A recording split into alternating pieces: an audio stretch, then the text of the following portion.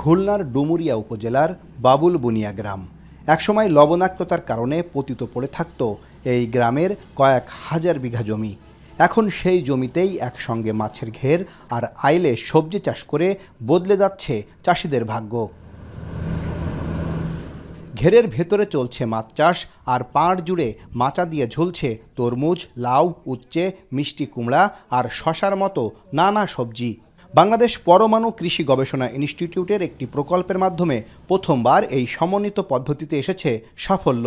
শুধু বাবুল বুনিয়া নয়, খুলনার ডুমুরিয়া, পাইকগাছা, সাতক্ষীরা সদর, দেভাটা, তালা আর কলারোয়া উপজেলার বিস্তীর্ণ ঘেরেও এখন এই পদ্ধতিতে চাষ হচ্ছে সবজি। একই জমি থেকে মাছের পাশাপাশি ফসল ফলিয়ে দ্বিগুণ আয় করছেন কৃষকেরা।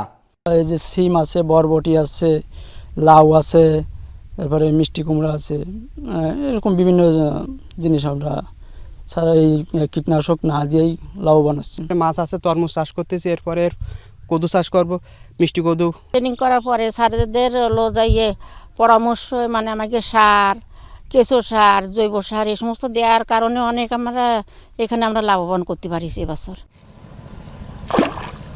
স্থানীয়ভাবে উৎপাদিত এসব ফসল বাজারে আসায় চাষিরা যেমন লাভবান হচ্ছেন, তেমনি তৈরি হচ্ছে নতুন কর্মসংস্থানও। এতে কাজের সুযোগ বেড়েছে প্রান্তিক মানুষের।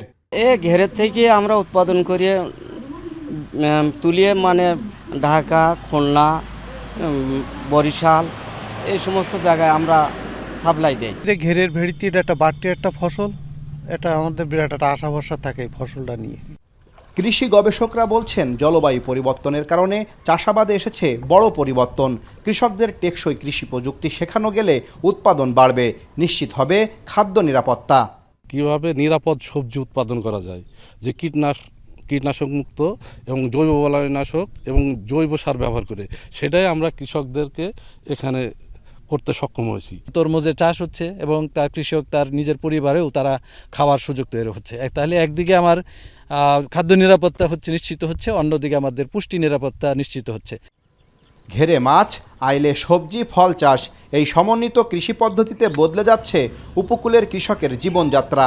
এই উদ্যোগ শুধু কৃষকের আয় বাড়াবে না, বরং দক্ষিণ পশ্চিমাঞ্চলের খাদ্য নিরাপত্তা ও অর্থনীতিকে দেবে নতুন গতি। আহসান রাজীব, এখন সাতক্ষীরা।